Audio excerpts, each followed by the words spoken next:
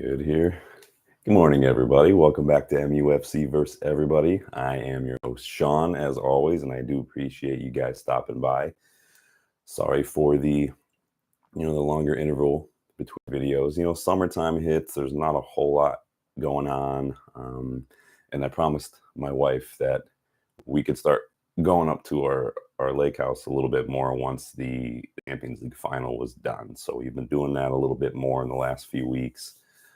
Which has been nice. If you guys have ever been to the Great Lakes, they're very beautiful this time of year, especially Lake Huron. So it's nice to get up, do a little bit of kayaking, get some quiet time, and slow things down and kind of breathe a little bit. So that's where I've been. The last few days have been kind of forced because we've had some air conditioning issues as well. And so we didn't have air for a few days, and it was like 90 degrees. And so I dipped out and went someplace where I did have air conditioning. I did plan to go live last night because the air conditioning was supposed to be back on last night. So I came back early, but the job took a lot longer than I was told. So no worries there. It just didn't happen last night, which is kind of good because we've had a few updates since then. But I do apologize for that. Please don't let it keep you from hitting that like button. Please don't let it keep you from subscribing to the channel, especially if you're new. We are doing live right now. So if you're here and you have some thoughts, some comments, reactions to things that we're talking about, go ahead and share them. I will respond just like I respond to any comments made in the videos. I love getting people involved. I love being able to return that appreciation and show how much I enjoy your guys' interaction, your guys' support. Remember, we did do a giveaway already, and the giveaway is part of how I want to show my support. But you do have to be subscribed. You do have to, watch the videos and engage as well. We did one giveaway, that Rio Ferdinand jersey. So we got to get that hooked up. And I did announce in the last video that we were doing another video giveaway. So this is a training top, a pre-match top that United had earlier this season. It's that black with like the blue and like the cream colored confetti on it. It is a men's medium. I'm not going to get it out of the package because it's sealed, but it is brand new. It is a medium. It is awesome. I really would prefer to keep this for myself, but I want to give it to you guys. Besides, I treated myself to a new jersey anyways, if you can't tell. This is one of my favorite United shirts. This is the 93. The iconic Cantona photos, the collars popped up, but I do love this shirt a lot. So you guys have a chance to win this one. I'll probably do that in the next couple days. But you got to be subscribed, like the videos, give them a watch, and let me know your thoughts in the comments as well. But we'll do that in a couple days. I do have more giveaways planned. I've got another training top, another pre-match top lying around that I can go ahead and do that. But the only way I'll know if that's something you guys want is if you subscribe and like the video. So be sure to do that. Today we do have our usual roundup. A lot to go over today. I wanted to talk about this as well. So I just picked this up. You guys familiar with this? This was recommended to me. And it looks really interesting. I haven't started it yet. The Anatomy of Manchester United, a history in 10 matches. So this is by Jonathan Wilson. So he wrote one of my other favorite footy-related books, Inverting the Pyramid. Really good author, right up there with Ben Littleton. I love those books. Go read Inverting the Pyramid if you haven't yet. But I'm going to give this one a read as well. This seems like a good beach read. But I'm excited to get that one kicked off. So without further ado, let's get stuck into the news. So obviously it's been a minute between last video and this morning. A lot of big news updates at United, right? Most important, probably the biggest of which is news that Ten Hag is staying at the club. There's talk in the last few months. Is he going to go? And they're meeting with this person. We did a series of videos on some of the managers that we've been heavily linked with. If you haven't gone and watched any of those videos, it might be kind of a moot point now, but there's still a lot to learn in those videos about the managers themselves, their history, their tactical philosophy, some of the the teams they've managed and some of the statistics behind that. We talked about Potter, De Zerbi, Ruben Amorim, all these guys. So go check out those videos. Thomas Tuchel was probably the biggest one. Go check those videos out to learn a lot about those managers. Like I said, it might be a moot point now. I think De Zerbi is going to Marseille. Tuchel has taken a year off from what I've read. But they are good videos. A lot of good insights in there. But Ten Hag is staying. And there are even reports that he is in discussions with the club to extend his current contract. So I know this year coming up is the last year under his current contract. I think the talk is that Ineos want to add on 2 more years. To me, that's good news. You can't, as a manager, and maybe even from a player perspective too, what kind of a rebuild, what kind of a project, what is the plan under a 3-year umbrella? It's not long enough to do anything really. So having another few years, I think, shows that this is the plan. If this is true, then it's clear that the proper rebuild and that the project will have Ten Hag at its heart, basically. I just hope that now that we've got this sorted, we can get this transfer business started. I know Ashworth is still not here, which is a bummer, but Wilcox is here. Barada's gardening leave will end pretty soon, and Ten Hag is here now. Oh, so sorry about that, guys. Allergies. I should have muted it, but it kind of hit me very quickly. Anyway, like I said, it would have been nice to have Ashworth in his job, but it is what it is. Was this the right decision? What are your thoughts on Ten Hag staying? Would you have liked to see one of the other managers be appointed instead? Has Ten Hag done enough to stay? I think he's done enough. Just was talking to Sirius XM Rodney Marsh, Tommy Smith the other day. I call in frequently, mostly to pull up Rodney on some of the nonsense he talks. But they were taking open calls because the news broke as I was driving, and yeah, I mean, 3 finals, 2 trophies in his first 2 years. He's done better in his first season. Ten Hag did better than Klopp and Pep. People want to call out 8th place this season. Yeah, it was not a good season by United standards, but nobody wants to pull up Arteta on getting 8th twice in a row and then 5th. So I think in comparison, in the first 2 seasons alone, it's clear to see Ten Hag is streets ahead of a lot of these other managers. He's done enough. Yeah, the season was a struggle. There's a lot of reasons for that. We're not going to go into it. I think he's done enough. He's delivered 2 trophies in his first 2 years. So let's be patient. Let's support him, and let's see what happens. The Ten Hag out crowd will, of course, be fuming, especially since, like I said, De Zerbi is now heading to Marseille. I know that he was a big favorite among a certain percentage of the fan base.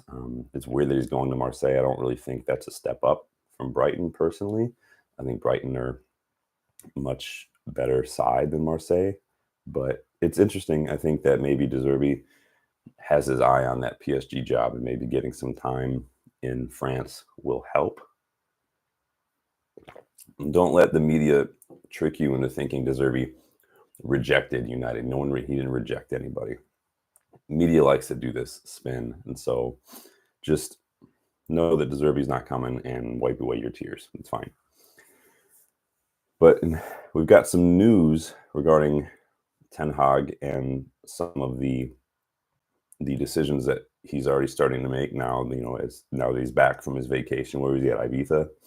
Yeah, I've never been. I've heard it's nice though. But his first piece of business after getting back from holiday might not even involve a player, but a coach. So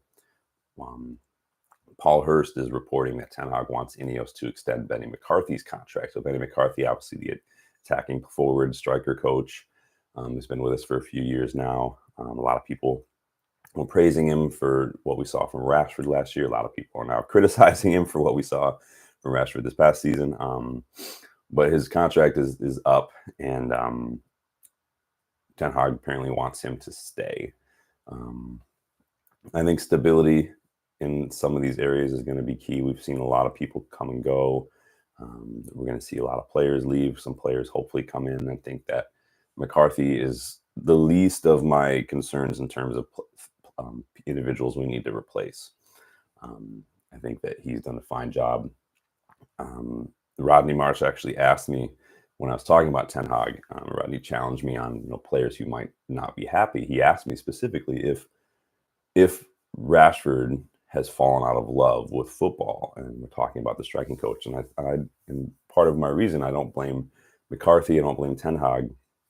I do think Rashford is, his body language. I think mentally, emotionally, he's not where he should be or where he could be.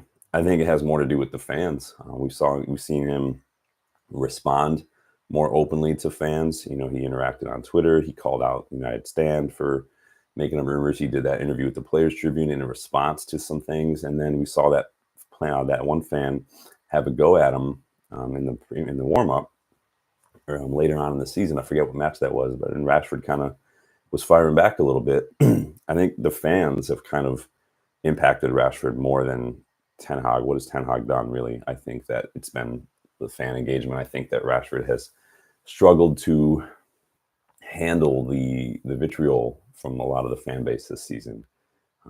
And I think that's been the main issue for me. So we'll see what happens. Benny McCarthy could be sticking around, though. We'll see how that goes. I think some people wanted Van Persie to come in and coach strikers. And I think that was before Van Persie took the job. Where did he get that job? I forget now. But he's managing now. So could be good news, could be bad news. We'll see how it goes. But Benny McCarthy could be staying. Ten Hag wants him to stay. It's clear Ten Hag likes him. It's clear Benny McCarthy is a good coach. But you got to remember, coaches, they're not doctors, they're not physios, they're not nutritionists, they're not therapists, they're not businessmen, they're coaches. It's difficult to expect a lot from one individual when it comes to a player's mental health, emotional well-being, all that. So Rashford has a responsibility. McCarthy has his responsibility, Ten Hag, and so on and so forth. And we have a responsibility as well. So support Ten Hag, support Rashford, support McCarthy, support them. You can criticize them, but let's be at least a little civil about it. The big update today is the renovation news regarding Carrington. So this has come straight from the club this morning, their official Twitter account. So remember, a few weeks ago, Sir Dave Brailsford and Sir Jim were doing kind of an internal review and an audit going around different aspects of the club, from the pitch to the academy, locker rooms, to the offices, in terms of IT staff and stuff, and also to Carrington. And as a result of that review, it was decided that Carrington was basically deemed not fit for purpose. It hasn't been updated in like 2 decades since it was built. And we've fallen way far behind in terms of just comparison to other clubs, to where we should be as a big club. And so United came out today on Twitter. They said, "We will begin work to modernize the men's first team building at Carrington next week. The $50 million project will see all areas of the building refurbished to deliver a world-class facility, creating a high-performance environment for players and staff." So if you click on it, go to the article, read through it a little bit. So there's the architectural firm Foster and Partners, led by Manchester-born Lord Norman Foster, has been appointed to lead the project. Foster and Partners has a rich history of designing pioneering football stadiums and arenas. They were the people behind Wembley and the Lusail Stadium in Qatar, which was kind of the main stadium for the 2022 World Cup. Renovations are actually expected to begin on Monday, so just in a few days, and is expected to last for the entirety of next season. So the Carrington will be being worked on and renovated, throughout the season as the players are training and stuff. So the article continues to say the initial focus will be on the gym. Medical, I think you need to replace medical staff before you worry about medical facilities. Nutrition and recovery areas, with design emphasis on creating more space for collaboration and innovation among players and staff. I don't really know what that means. Like more conference rooms? I don't know. Temporary adaptations will be made to the rest of Carrington site to ensure players and staff from all our teams can continue to operate successfully next season. So we'll see how that goes.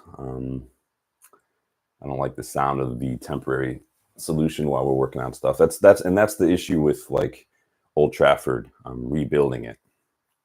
instead of building a new stadium is, what do you do in the interim? Where do fans go? Where do we play our matches? Like, can another site accommodate? Do you want people to be traveling? Like, it's difficult to do two things at once like that. We saw that with Spurs when they were doing their stadium and they were playing at Wembley. So Sir Jim has had his say on this renovation. He said, "We want to create a world-class environment for our teams to win.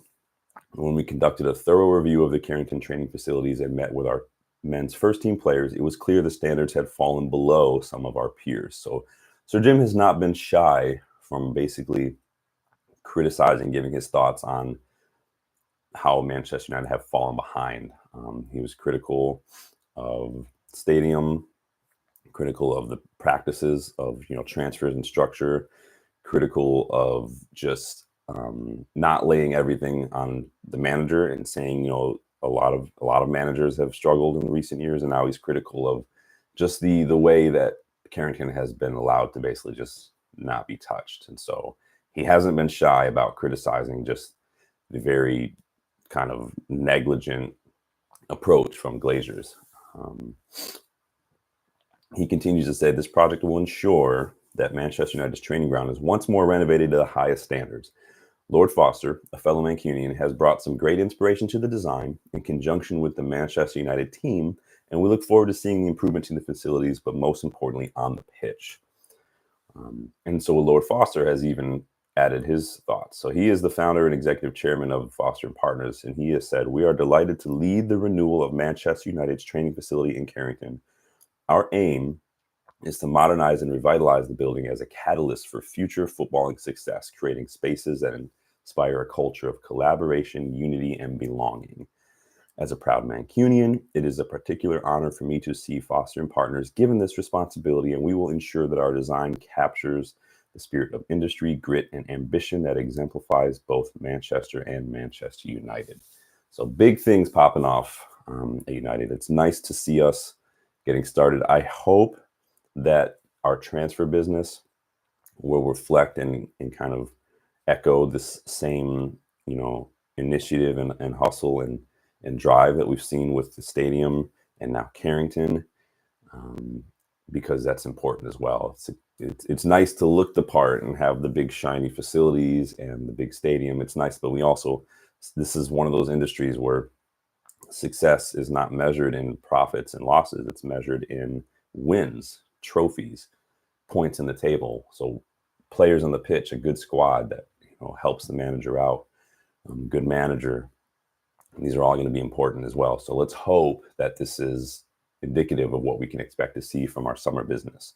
Transfer window is officially open now, so I'd like to see us get started quickly so Ten Hag can get some players in, we can get some players out, importantly, raise some funds, get some wages off the books.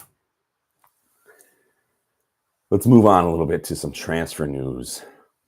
So Time Sport has reported just within the last little bit, like yesterday, that United have agreed to personal terms with Everton centerback Jared Branthwaite. It's believed the wages are going to be in like the 150,000 to 160,000 range, which is a bit much. I don't know what he's on now. Definitely not anywhere near. He's probably maybe not even on half that right now with Everton. So I don't really see the need to give him that much. It's like an Anthony situation. Anthony was on 20 grand at Ajax, and now he's on 200 grand at United. We didn't need to do that. There was no need to persuade Anthony to come to United by giving him 10 times what he was on. If Branthwaite is on, 50 grand? Let me look up what Branthwaite's wages are.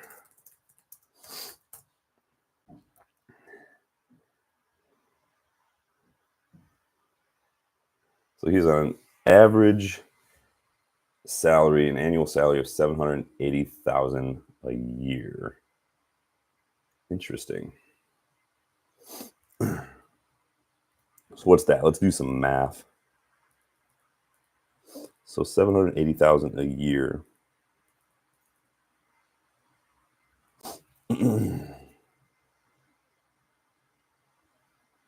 So he's only on 15,000 a week. No need to multiply that by 10. If you give him 75,000, that would probably be enough. Honestly, he's young. He's had one season really at Everton. I do like Branthwaite. His defensive numbers from that physical standpoint, kind of that archetypal English center back standpoint, are very good for a young player. He's in the 80th-ish percentile for like tackles, interceptions, aerial duels won, high 70s for like clearances and blocks as well. So physically, he's a good. I think he would be a good counter to Lisandro Martinez personally. But that's a lot of money per week, and Everton still want like 75 million for him. There's just no need for that, honestly. There isn't. I would say again, go for Todibo, and you can even still get another. You can get Todibo and another younger center back like an Anselmino or someone like that for still like half of what you would pay for Branthwaite. I know that Ten Hag likes him. I know that Ineos seem to like him. I know that you almost could picture him as a United player, but at the same time, we need to stop overpaying for players. We need to stop paying players too much in wages. That's a high transfer fee for a player who honestly wasn't even selected for the England squad for the Euros, if he's that good. So there's that English tax, the Premier League tax, the United tax. And then, Everton want to raise funds without selling too many players. Amadou Onana has been heavily linked with a move away. Everton probably would prefer to keep one of them. So they're going to ask for a higher fee so they don't have to sell both. But what would you do? Would you take Branthwaite? What would be your price point for that?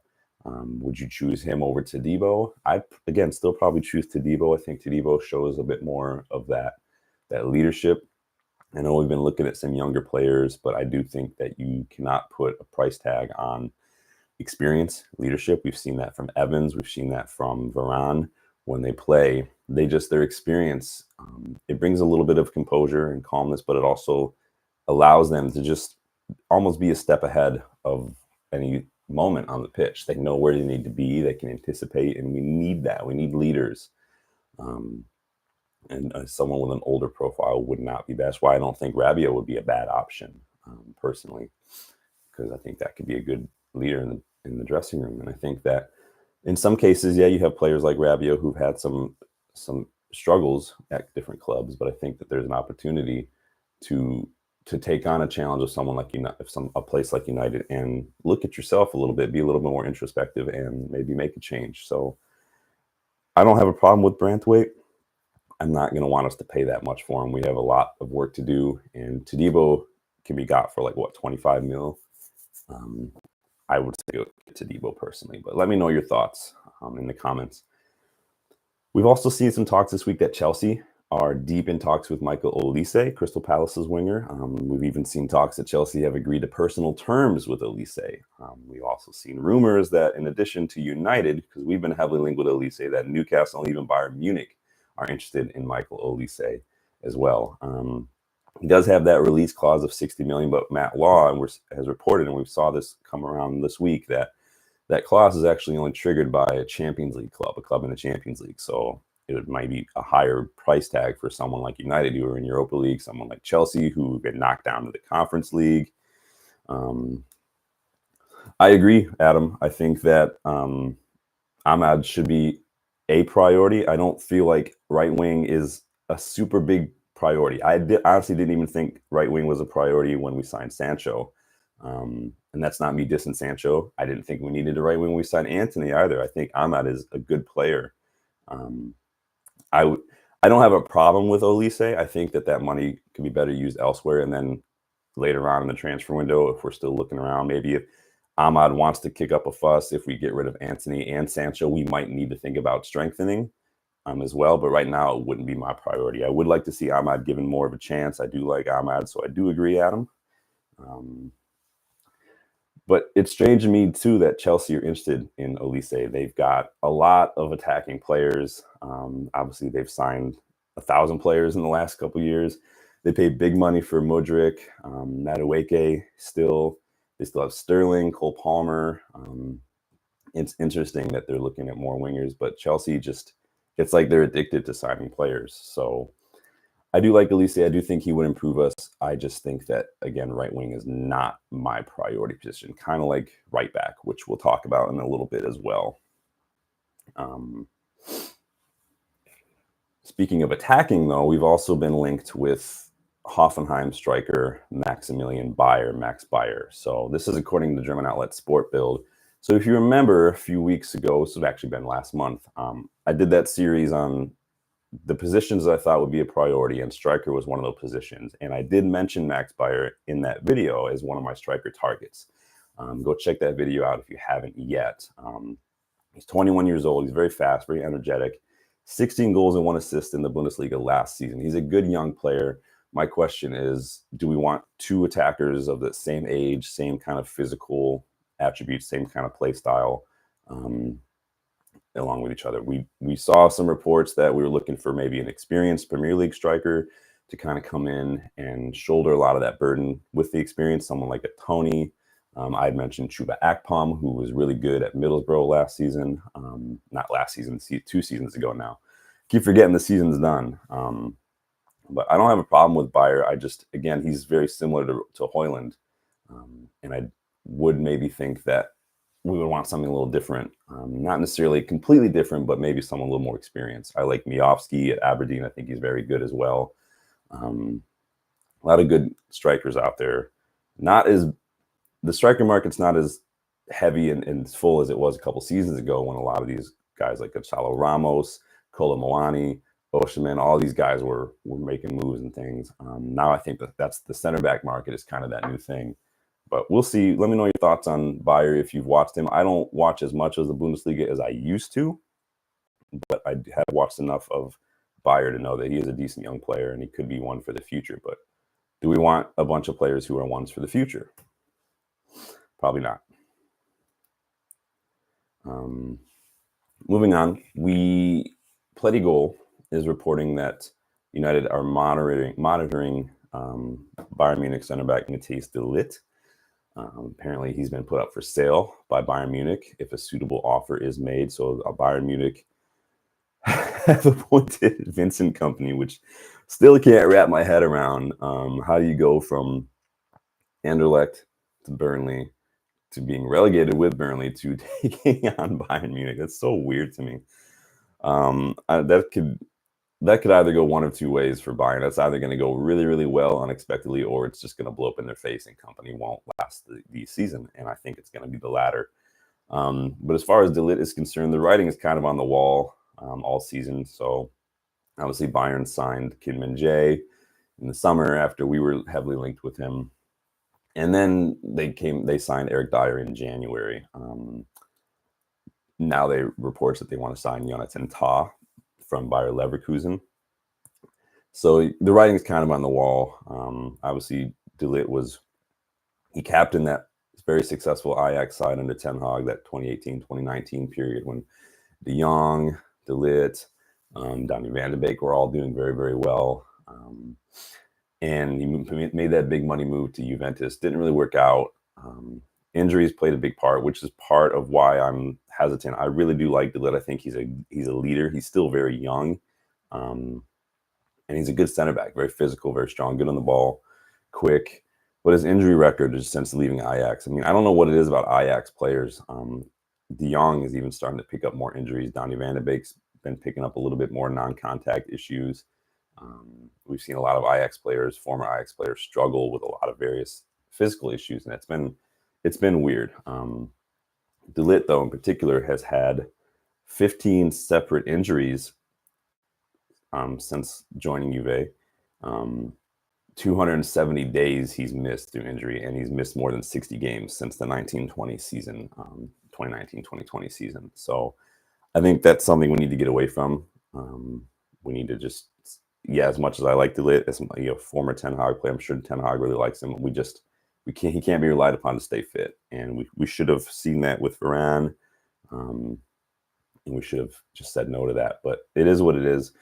What are your thoughts on De Ligt? I like De Ligt. I don't think we should sign him, though. He's too injury prone, and he'd probably be a lot more money. Again, Todibo, make it happen.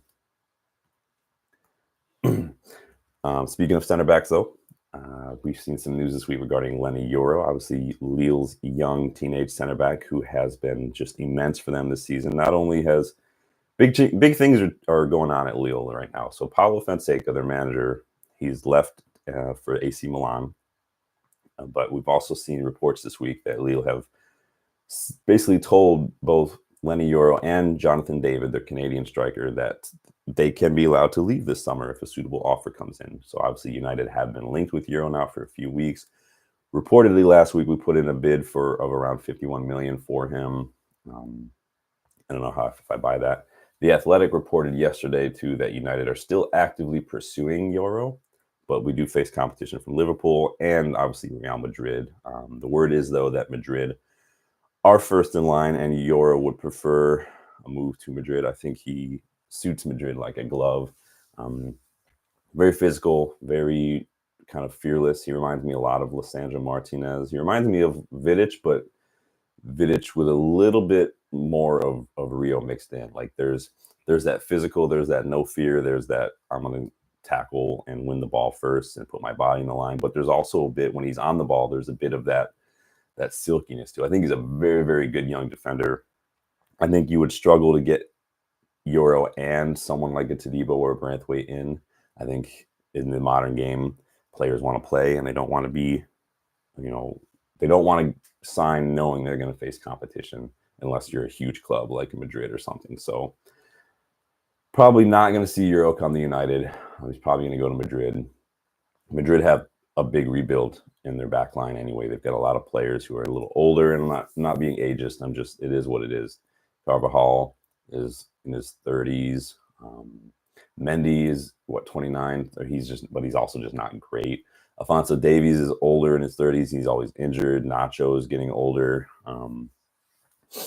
Militao is constantly injured, and Rudiger is 30, 32 now or something. So Madrid need to look at building that back line like they've built their midfield, and now how they're building their attacking line. So that is all I have to say on Lenny Yoro. I like him. I think he's a great player. I think he would really be good for us. I think it would be like that Todibo Branthwaite. You get him, and then you have to get someone else like less expensive, because I do think we're going to need 2 center backs. I don't think we're going to sign 2 center backs. So I said it in another video. I think that there's these heavily rumored contract extension talks with Johnny Evans. We still haven't seen any word about Maguire or Lindelof potentially leaving. Obviously, we know Varane left. I think we're going to sign 1 center back. There's a chance we sign 1 center back, like a starting 11 center back, and then like a younger one, like an Anselmino or something. But I don't think we're going to be getting 2 players of that caliber. Like, you're not going to see 2 of Branthwaite, Yoro, Todibo, Ederson, or Bremer, coming in. I think it's going to be 1 and then someone else, and then 1 of Maguire and Lindelof are probably going to be sold. That's what I think is going to happen. I don't think we're going to see too many big moves this summer from us. But we could see a change up in the goalkeeping department. So remember last summer, we were heavily linked with Zion Suzuki. So that young goalkeeper we tried to sign last year, Japanese international, very young, good ball playing goalkeeper. And then we brought in Altay Bayindir instead. Bayindir is probably going to be leaving this summer. So according to Japanese outlet Spanichi, we're going to try to sign Suzuki again this summer. Remember, he did reject us last year because he not only didn't want United, right? He just wanted to play, and he was going to be a backup. Can't blame him for that, seeing as how Bayindir's played 1 match in a cup this season. There's a lot of money to pay for Bayindir to come in and not do anything. Problem though is Genoa are also interested in Suzuki. So if we're looking for a backup keeper, especially a young one, I think Suzuki's 19 years old. Yes, he is he is a Japanese international. He does start for Japan. Isn't there a youngster we can promote instead if we're going to sell Bayindir? And if we're like, why would we spend money on Suzuki? So like Vitek, for instance, our 20-year-old keeper, he's been on loan with Accrington Stanley for last season. He started 18 matches. I think he joined them in January, and he started basically all his matches. He was good. 2 times. He was in the team of the week twice. He averaged 3.3 saves per game with Accrington Stanley, which is the equivalent. So if you look at the saves per game numbers for the Premier League last season, 10th best in the Premier League, which is Petrovic at Chelsea, was the same saves per game. So I think that we should be looking to maybe promote VTech and rotating a little bit more in some of these cup matches, especially against, no disrespect, but like smaller sides. Like if we played Accrington Stanley in the Carabao Cup or the FA Cup, we should be looking to do that kind of thing. So it's one to watch. I'm not saying Suzuki's bad. His numbers are fine. I just don't think it's a priority. I'd rather see us promote VTech. I would have loved to have seen Kovar get more of an opportunity because he's done very well at Leverkusen. I think Kovar was a good keeper. But we'll see what happens. Let's talk a little bit about some potential outgoing. So I've not spoken a whole lot about Mason Greenwood for particular reasons. Everybody has their views on Greenwood. To me, it's like he's not been here. It's not really a need to discuss what's going on with him. We all saw and heard and read everything that went on. He's been on loan, obviously, with Getafe, and he's done pretty decently. But it's clear that, after the backlash, it was clear last summer that the plan was to bring him back into the team, and that didn't work out because of the fan backlash. Now it seems United have learned, and they're like, okay, we need to sell him. This just isn't going to work, which is fine. So we do have potential rumor here with Greenwood leaving. So this is according to the Mail. Rumor has it that Juventus are close to agreeing a deal to bring Mason Greenwood to Turin. Apparently they made a 40 million proposal, which, again, that represents nothing but profit for us. Greenwood is an academy product, and so no problem there. That deal with Juventus is reportedly in advanced stages. I've also seen other reports that the deal is 30 million with add-ons, so probably bringing it to like a 40 million. And the report there is also that there's a 25% sell-on clause, so any future sale of Greenwood like blows the Serie A out of the water and is sold for 100 million, we would get another 25 million. Not a bad deal either way. I mean, it's not going to work. It's too bad. He was such a good player for us. And unfortunately, like pebbles in a pond, they make big ripples. Decisions have big consequences, and you can't always control the consequence. So it's a word of advice. You can choose the decision. You cannot choose the consequence. That is what it is. So think before you do things sometimes. And obviously, that's all I'm going to say on that. But he could be going to Juventus, so we'll see what happens there. Do you remember in my last video, I've shared a report that United have rejected a 10 million offer from Galatasaray for Aaron Wan-Bissaka. So obviously I said that's super, super low for Wan-Bissaka. There's no way. You need to at least double that to start the conversation. Now we've seen some reports from Fabrizio Romano that Wan-Bissaka is wanted by several clubs in England and Italy, which is a bit of an odd one for me. Not the rumor, just the Wan-Bissaka situation is odd for me. Like I said, I have like a minimum amount that I'd like us to get for Wan-Bissaka. It's going to be like in that 25 million range probably. But at the same time, it's like any other position. It's not my priority to sell, but if we sell and we get a good offer, you'd probably take it. But at the same time, then you have to replace him, because otherwise the only right back we have is Diogo Dalot, unless we, promote from youth. We haven't seen any right backs really come up from the youth academy. So again, right back's not a priority for me, especially nowhere near a priority as left back is. But this is one to watch. What were you guys on Wan-Bissaka? I think maybe next summer would be the time for me to start actively trying to look at right backs. Not this summer. We have too much work to do in other areas of the pitch. But what are your thoughts? I think Wan-Bissaka, he's obviously not the best fullback in the world. He came on in the FA Cup against Liverpool after being out for a while, and he did a good job against Salah, especially on that left-hand side. He does struggle, though, with his positioning, especially if you're able to get past him. You pretty much you're getting in an open position to score, or he's going to basically commit a penalty, which we've seen him do a couple times in the last month or so of the summer or the season. So we can improve on him, yes, but it wouldn't be my priority. But I'm curious to know your thoughts on Wan-Bissaka, what you think. Closing out, though, with some news. So we've spoken a little bit about Jadon Sancho. I have not shied away from sharing my thoughts on Jadon Sancho. Laurie Whitwell has added a bit more context to the Jadon Sancho Ten Hag situation, though. So, according to Laurie Whitwell, before the Arsenal game way back in September, during a training session, Sancho did not commit to pressing as an opposition player in the practice. So he was playing opposition. He wasn't committing the way he needed to. He wasn't giving his all, basically. Surprise, surprise. He just wasn't doing that in the way Ten Hag wanted his players to do. So, in regard, in as a result, Sancho was apparently offered the chance to end his training early, which he ended up taking, basically throwing a fit and just walking off the pitch. So basically, Sancho wasn't doing what he wanted. Ten Hag called him out for it. Said, if you're not going to do it, you can take off if you want, unless you want to commit. Sancho said, okay, I'm not going to commit. I'm not going to train. I'm going to dip out.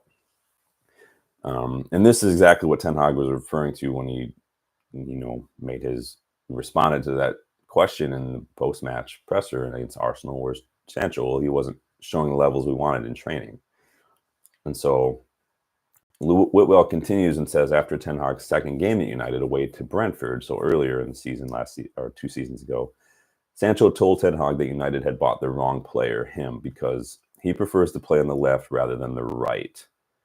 This is why Ten Hag decided to sign Antony in the remaining days of the transfer market. So Sancho's got attitude issues. We know that. Ten Hag, he didn't sign Sancho. He has no responsibility to play him, no commitment required there.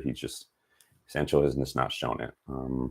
Again, in that same serious XMFC call, Rodney, wanted to say that, Ten Hag's fallen out with all these players, and I challenged Rodney. I said, well, what players? Are you talking about Ronaldo?